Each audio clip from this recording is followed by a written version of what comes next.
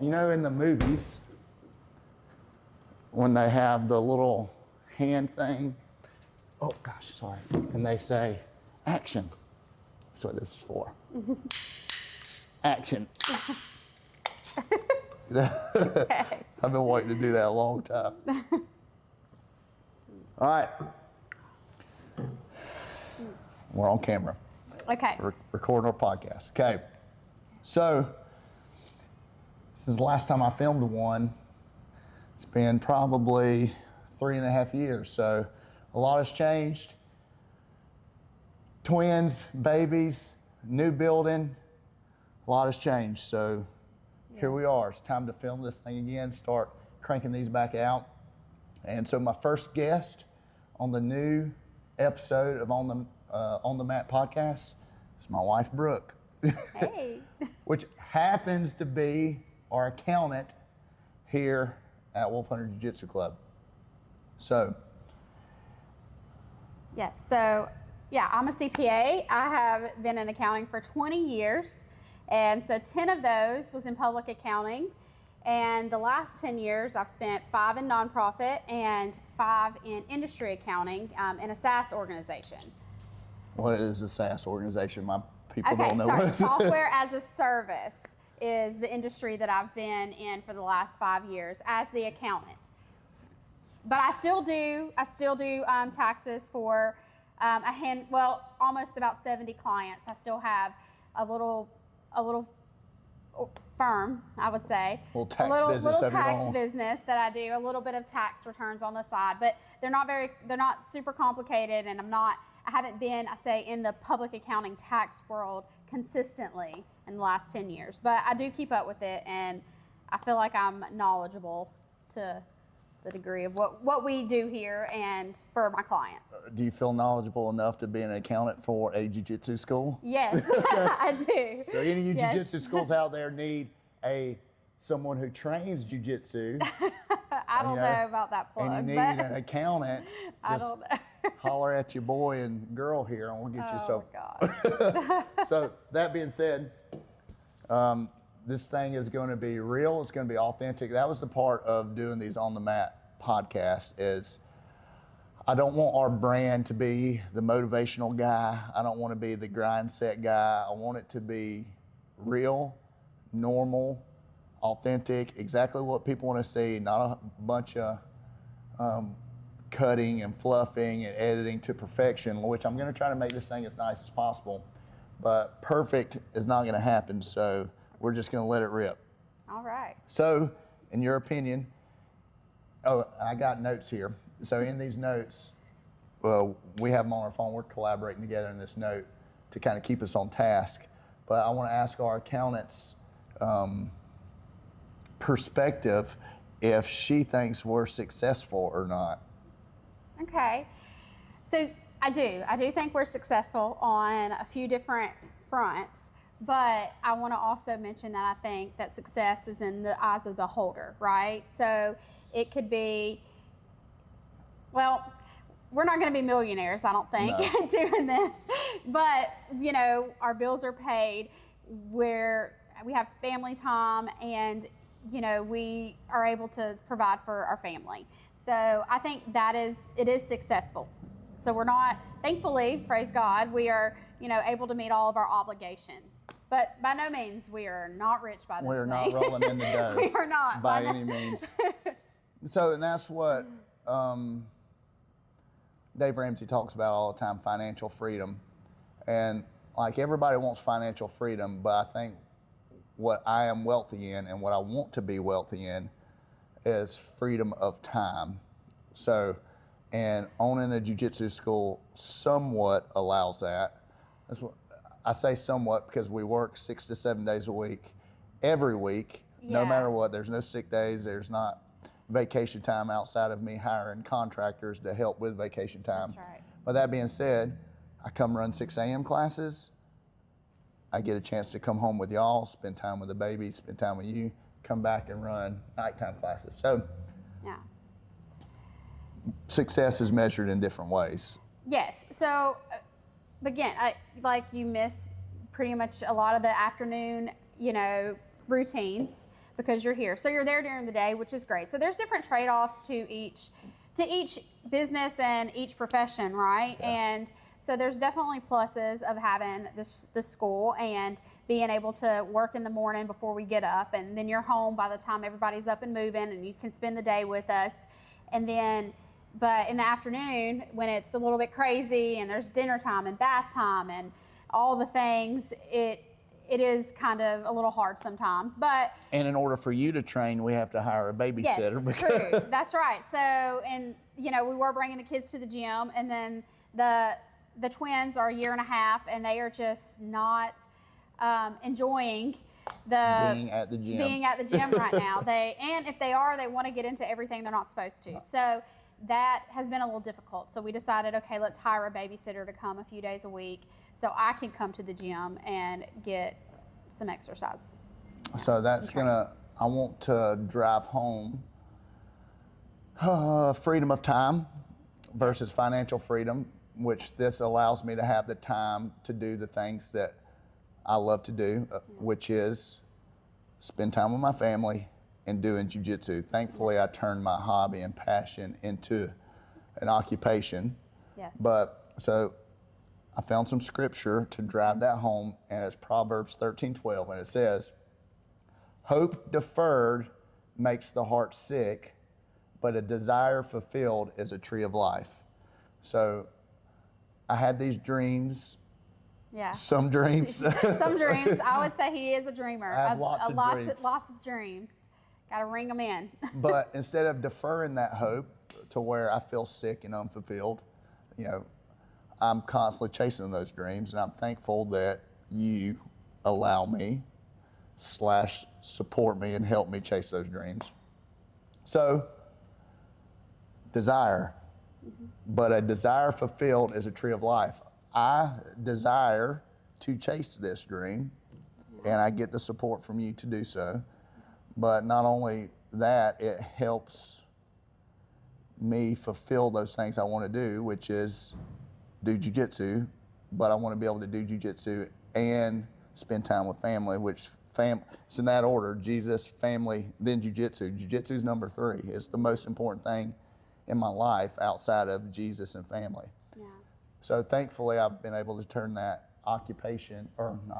passion into occupation to where I can do those things. Yeah, and can help provide for our family, and it gives you a little bit of freedom of time. And even though he is here at least 6 days a week, so I think minimum 6 days a week, sometimes 7 days a week. I think that people should understand that too. Like, owning your own business is hard. Like, it is not easy, and we're just not to the point yet to where I can employ somebody with a livable wage. That's true. To run the business to where I can have more off time. So, but we're going to get there. We're getting to that point. That's the goal.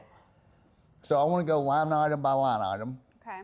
So that every one of you who desire to open a jiu-jitsu school one day, or you have that hope and wants to do so, I want to tell you the truth.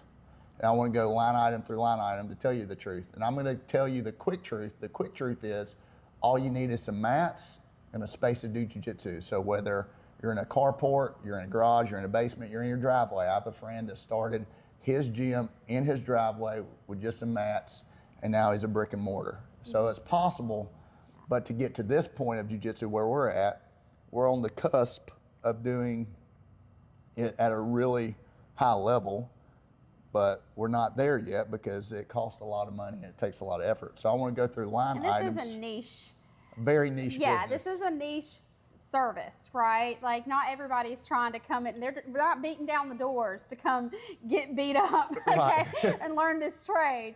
Not like, there are people that do desire, obviously, and they want to be here and they want to learn and they want to grow, and this is what they're passionate about. But it takes a certain type of person to want to do this too. So you have to understand your clientele and who you're going after, and keep that in mind. And that's what I think this will do for those people that have a passion of doing jiu-jitsu and want to turn it into your occupation. Mm-hmm. I'm going to tell you the truth of what it requires to do so at the level we're at, to see if it's something you want to do or if it's not what you want to do. But I want to prepare you for what it actually costs and what it takes. But again, like I said, you can do this with mats and the driveway. Yeah. So with that being said, the first gym I opened, rent was $400 a month. I found the mats on Facebook Marketplace for about $250. So first month's rent, $400. I don't remember the price. Let's say $300 in utilities, a couple $100 in mats, a lot of sweat equity, but I was up and running for less than a couple $1,000. Okay. Those were the good days. Those were the cheap days. But I had an $80,000 a year salary at the time floating the bill, so it was easier to make those decisions. Yeah. So I don't know how to say this the right way, so you might have to correct me.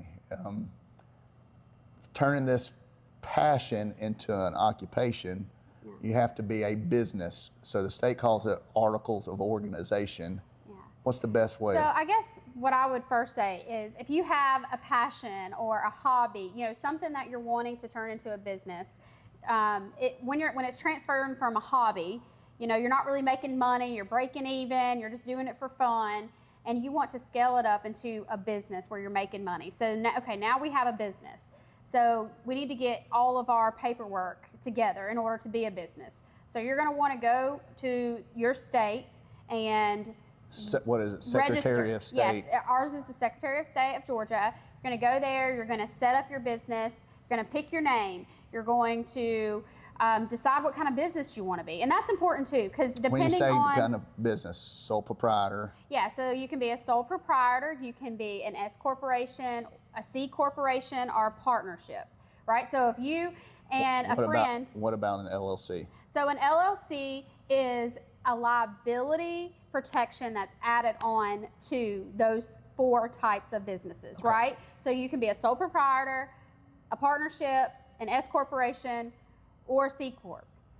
And so you can be an LLC, which is a limited liability company. So that's something you apply for with your state. I would recommend businesses always get it. It is an extra piece of liability to protect your personal assets, like your home or your car, if you were sued or say you went bankrupt, right?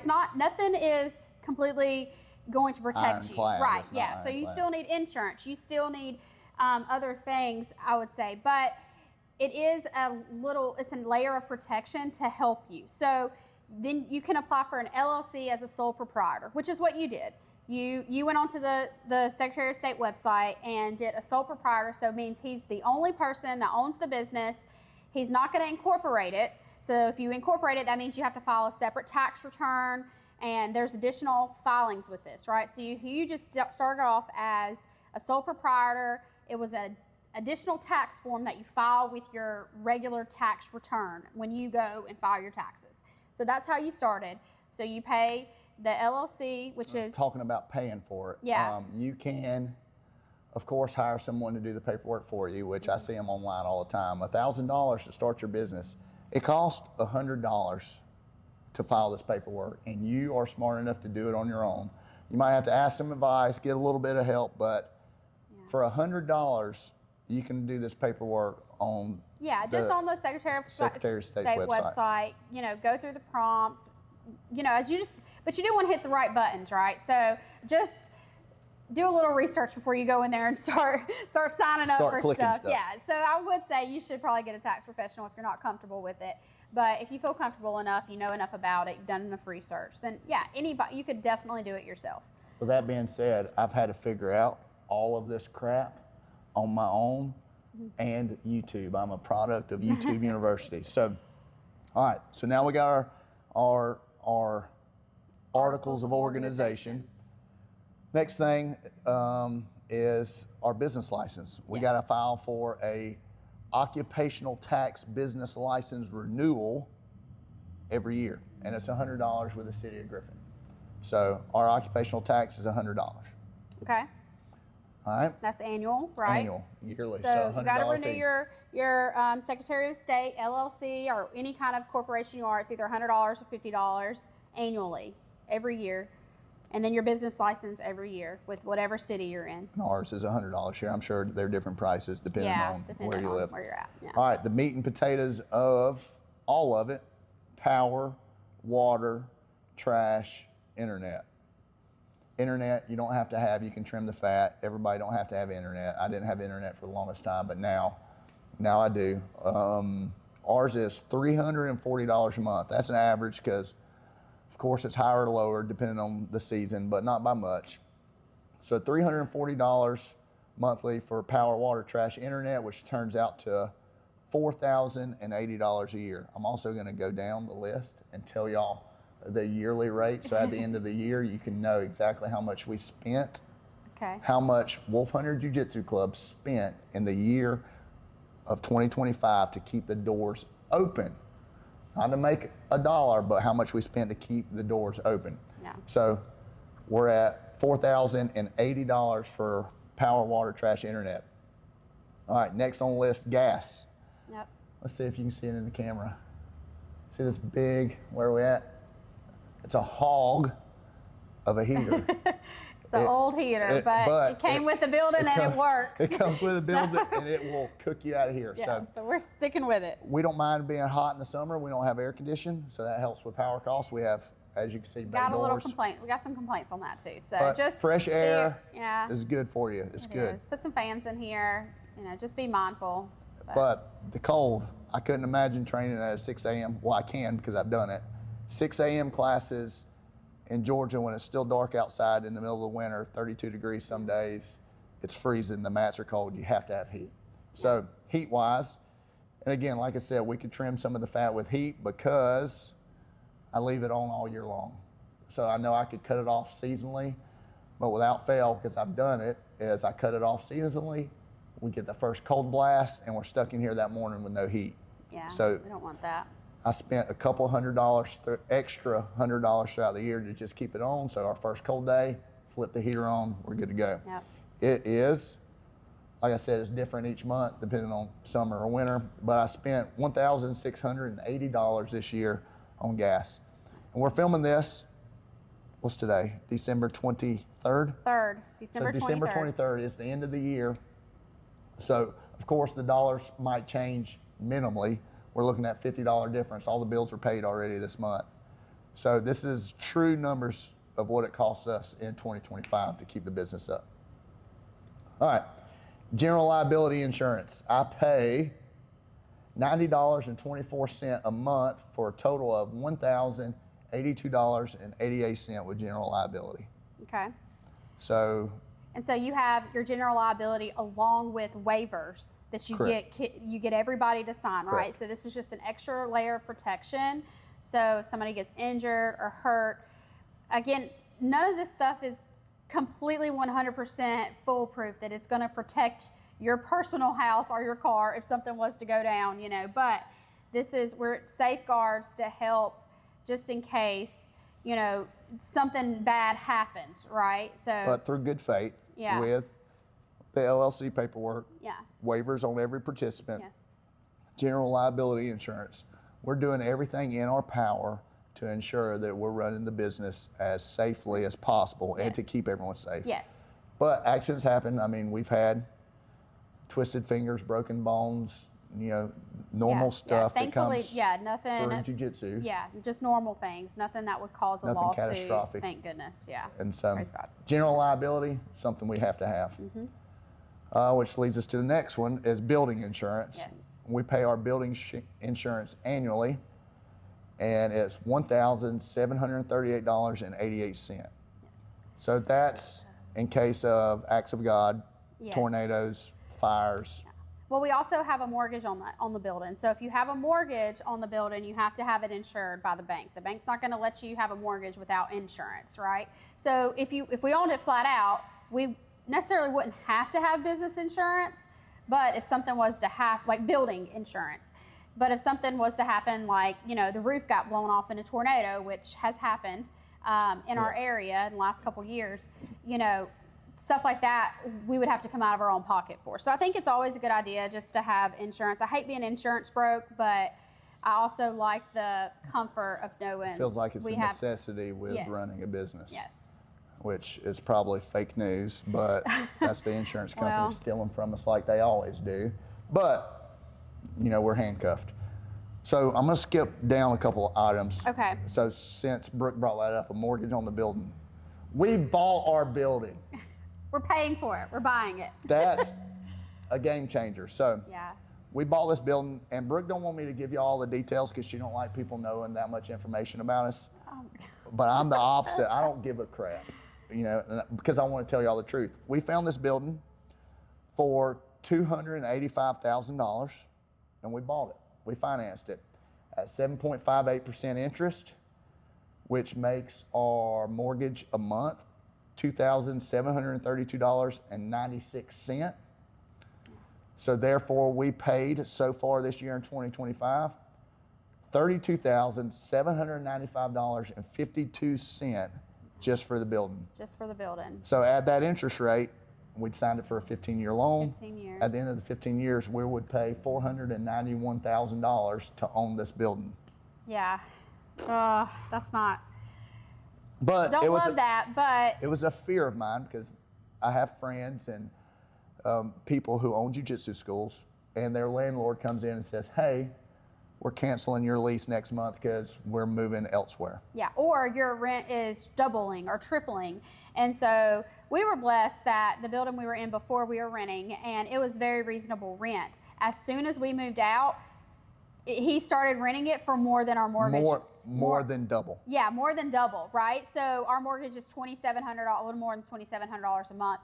And the building we moved out of, as soon as we moved out, the landlord started renting it for $3,000 a month, right? So that's more than what we were even paying. So thankfully he kept our agreement when we were there, you know, and didn't raise it. But it has definitely happened.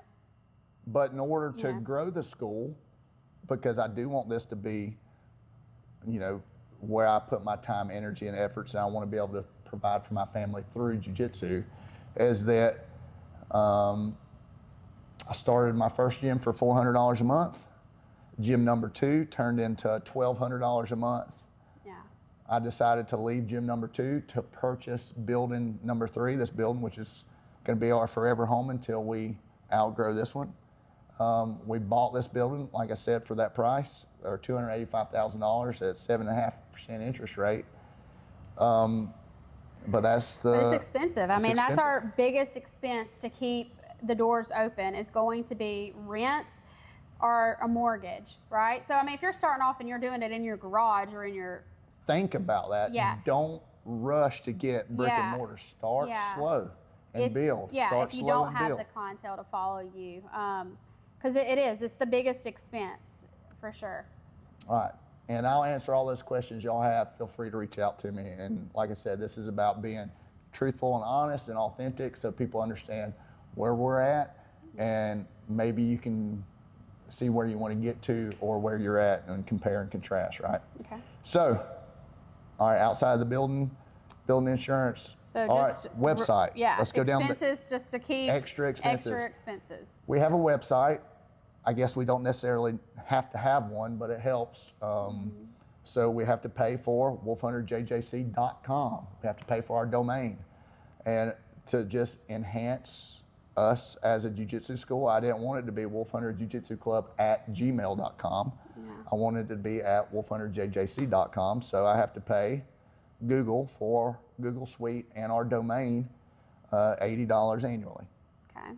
to pay for our domain, wolfhunterjjc.com. And that don't count the website. The website hosting. The website hosting, which is Weebly is the brand we use. And Weebly was bought out by Square. So we do all of our card transactions through Square also. So it keeps everything kind of uniform in the same place. But our website is $29 a month, which annually turns into $348 a year just to keep the website up and running. Yeah. All right. We also have something cool that a lot of people don't have, and I'm very proud of this because I've got about 1,000 man hours in it. A lot of man hours. A lot. Yes. And y'all think I'm joking, but hours and hours and hours, weeks on end of me building an app. Yes. Because I priced it out because I just wanted an app for our members to be able to communicate, track their attendance, all the cool stuff. I got it priced out, and I got anywhere from $10,000 to $20,000 bid to build this app. To build a custom app. So I will mention there are things out there. Plug and play. Yeah, there are plug and plays. Kick site. Yes, that Zen Planner, all those you can things. just purchase, and you know they'll do your billing, they'll do your reminders, they'll do your attendance tracking.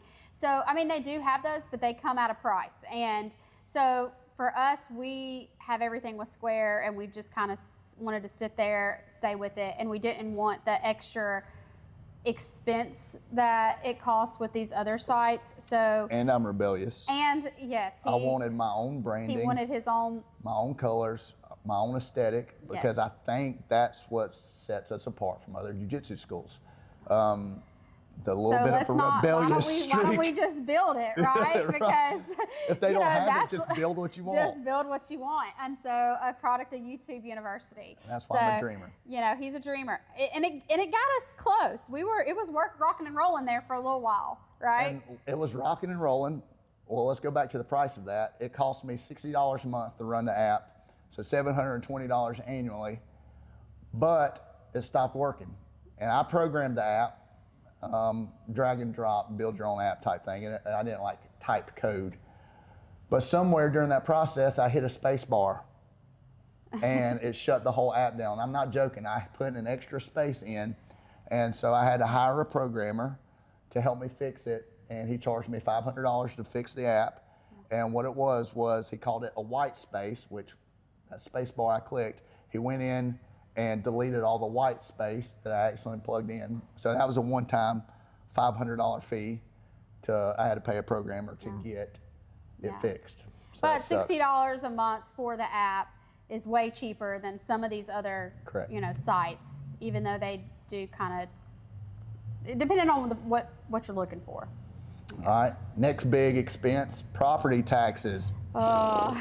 That sucks. So because we have a mortgage on this place and we're not in an escrow, it's our responsibility to pay the property taxes. So at the end of the we'd year, have to pay it anyway. Right. Normally, it just feels easier when it's already in the escrow sometimes. So let me just clarify just a little bit, because when you have a mortgage, it is common to lump the property taxes and the insurance into the mortgage. We have a commercial loan, right, for a commercial building. And so some banks, that, for instance, the one we went to, did not do that. They don't escrow commercial property. So that means that insurance we have to pay for separately, which is why we pay $1,700 annually to, I'm not even sure the name of the company right now. Insurance? Yeah. MGH Insurance. MGH, yeah, it's a local company. I'm sorry. So if you need insurance, check them out. That I didn't know the name of. I know the people, but I couldn't remember the name. And then, and property taxes is also not included. So normally if you pay $2,700 a month for just the building, you would pay extra on top of that to have your property tax and insurance all also in that payment. So that way you're paying $3,000 a month, or whatever it is. It'd be way more than that for us, but $3,000 a month to cover these expenses when they come up. Instead, our bank did not allow that for escrow, so that's why we pay them separate. So property tax we pay separate. So property not tax included price in our mortgage. At the end of the year, we got to turn around and stroke them a $4,000 check. For how much? What piece of lot are we sitting on here? It's a 3,000 square foot building, and so the lot itself, I would say, is 5,000 square foot, a little bit. I mean, I say that. We have about 15 parking spaces. So we're looking at 1/16 of an acre here in the city, but we're in the downtown district, so it's a little more expensive. So property taxes is $4,000. Yeah. And you know where your property taxes go to, right? You know, they pay local government salaries. Like, I'm all about giving our police and firemen and paramedics pay raises and good salary. But when I see city officials driving around in $80,000 vehicles and me having to spend that money, it's like a slap in the face. So it also goes to other things too. I mean, road repair. There's lots of things. I mean, that your property tax go to multiple things just besides that. But okay. All right. So contractors, our second largest expense. I have a handful of contractors that help. I run all the classes here. Except for one. Coach Will helps with that class. Or two, I say help. He runs that class. Coach Will does. But everything else I'm running. So when I have assistant coaches to help me with kids class, because we need adequate supervision, I pay them $15 an hour. So for a grand total of $15 for 45 minutes, really. Yeah. Honestly, yeah. So, which is about $870 a month, which turns into $10,440 a year I spend on contractors. So it's really a drop in the bucket, but I mean, it's something yeah. I mean, we could use more help for sure, but I pay them because I need help and I want them to feel valued, and it helps to have the adequate supervision. Yeah. All right, so that's $10,440 annually on contractors. This one, which sucks because I forgot to add it in to the line items until I was going through and making sure I had everything. That's processing fees. Yes, the money that Square charges off the top to accept payment. $3,782.36 is what I spent this year. Of course, that price is going to change because I got a couple more invoices coming out before the end of the year. But like I said, it'll be minimal. All right, and that leads me to our grand total. Our grand total this year to keep the doors open was $60,947.64. Yeah, it's not cheap. No, that's not cheap at all. And for us, anyway. Not cheap at all. Yeah, it's not cheap for us. Little mom and pop here. Yeah. Like, so $60,947.64.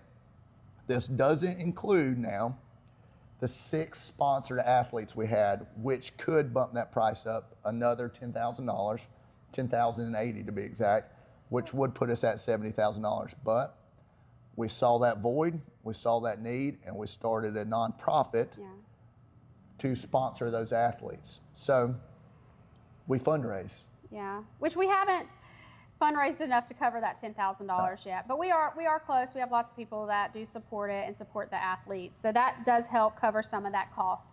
And when we say athletes, I want to clarify that just so this ain't some Brazilian kid that moved up here to bring us world titles. No. This is local kids, local families who want to train, who need to train, that can't afford to train, and they can't afford to train because their money is going elsewhere, medical costs. You know, whatever, so be it. We'll keep their privacy alone. But they are vetted from us to make sure that they need to be sponsored, that they truly can't afford jiu-jitsu because jiu-jitsu is a niche, I don't want to say luxury item. Well, it's not food, right? Like, it's you not don't need it to survive, but it is, there's lots of benefits from it. And so we do want people that to reap those benefits.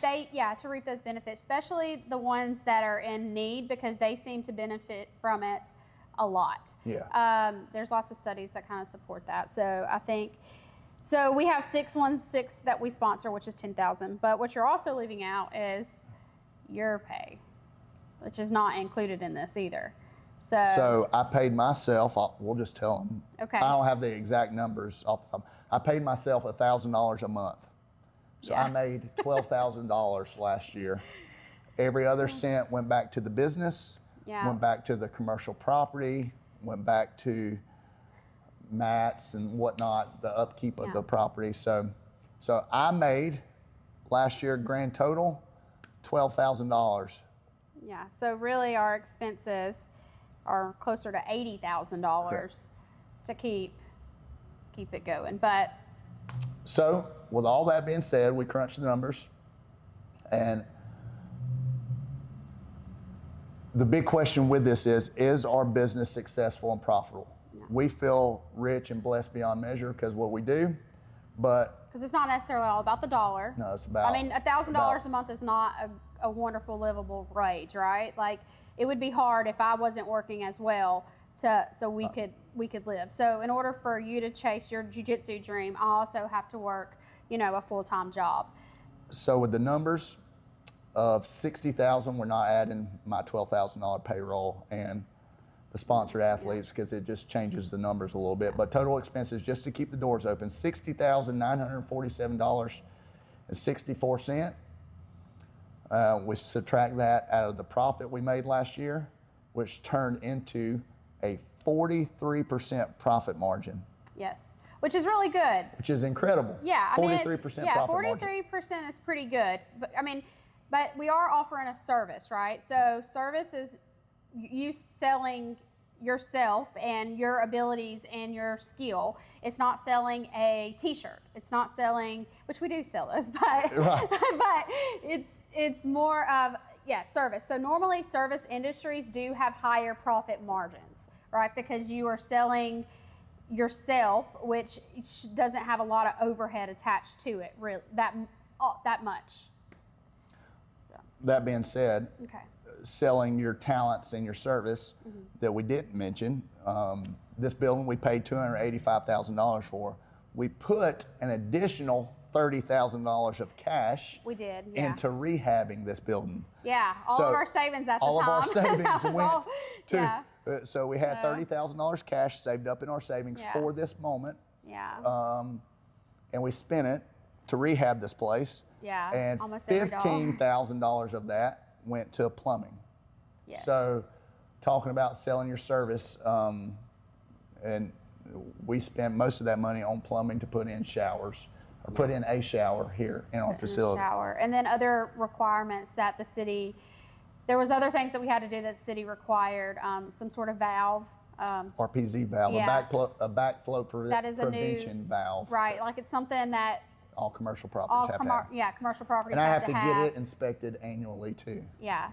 Oh yeah. We also didn't include. We forgot some of our other annual inspections. Our fire extinguishers. We have to pay to get inspected. Our The valve, we the have valve. to get inspected. Yeah. So there's a few other expenses that we left just- those. That was a couple $100, but Yeah, you have those to are have fire extinguishers, yes. which we forgot to add. Yeah. And I didn't add security cameras. I pay, that yearly cloud storage for the security cameras. So Yeah. it's a little off, but for the grand total of $60,947, it's actually a little worse than that. But Yeah. those are things that I've just paid out of pocket that I forgot to add to the list. So we went to Google to study profit margins. What makes a successful business based off of profit margins? So I'm going to read some of this to you that we found off Google. Lower margin industries, retail, grocery, food retail, and advertising. They're somewhere between 2% to 5% profit margins. So very low profit margins. Mid-range industries, mid-range profit margins, restaurants, car repair. It says construction, but like I call bull crap on that because we spent 15 grand on plumbing, which this is Google. So, and healthcare. They put profit margins somewhere between 5 to 20, 30%, depending on what it is. Yeah. And we fall in the category of high profit margin industries, which is freelance, selling your service, consultations, things like that. Of course, pharmaceuticals are in high profit margin. Who could have guessed that one, right? Financial services and investments, and software companies. So they say 50% profit margin is very, very high. And we're blessed to say we had a 43% profit margin last year. Yeah. I thank the Lord, right? Yeah. So are we successful? Yes. Yes. Very successful. Blessed beyond measure. Blessed beyond measure. Our So- bills are paid. We may not have everything that the extravagant things and a whole bunch of salary and a whole bunch of extra left over, but we have a little bit of freedom of time. We have The ability to raise our girls on our own time because of the occupations we chose. and he has his own schedule that he create.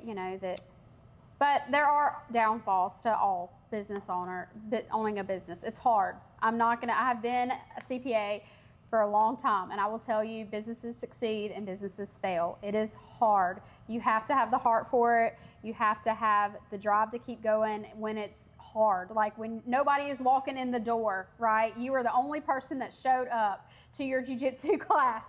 That is a hard day, right?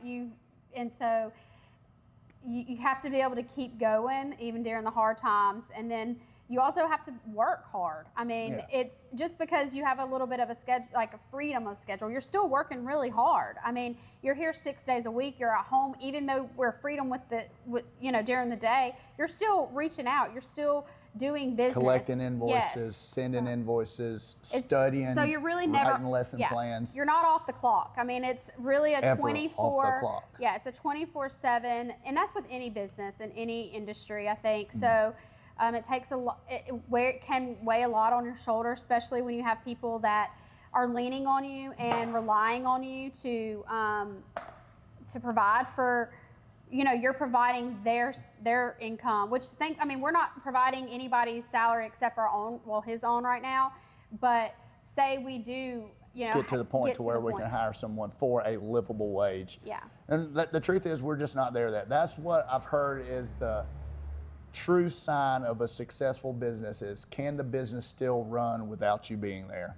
Yeah. And the truth is, we are not there yet. This business runs solely because people want to pay me for their jiu-jitsu. They want to pay me for our culture. So until the point comes to where I can pay someone a livable wage to run the culture I want, we'll leave that up to the audience to decide if we're successful or not. Yeah.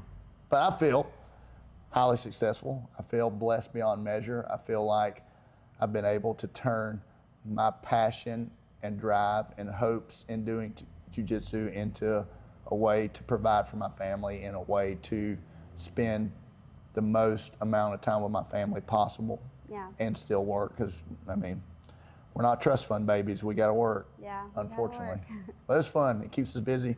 Yeah. And we're just getting started. I know you hate to hear that, but I got a lot of additional plans coming. Again, he's a dreamer, guys. He dreams big. Big dreams. But I love it. I absolutely love that dreams. about him. So It's fun. we're going to record more of these. Okay. And now, Give us your this is fired back questions. up. Shoot us questions. Feedback. Let us know. Of course, we're going to do the trendy YouTube stuff, like, share, subscribe, right? Because that's my goal in 2026, is to subsidize some of that profit margin, because Google is going to send me $1. Okay. So maybe that's what this channel turns into, doing whatever I got to do until Google sends me some of this money back. So I want YouTube to pay me. Yeah. I want to create a YouTube channel. All right? All right. Sounds good? Sounds good. See y'all on the mats.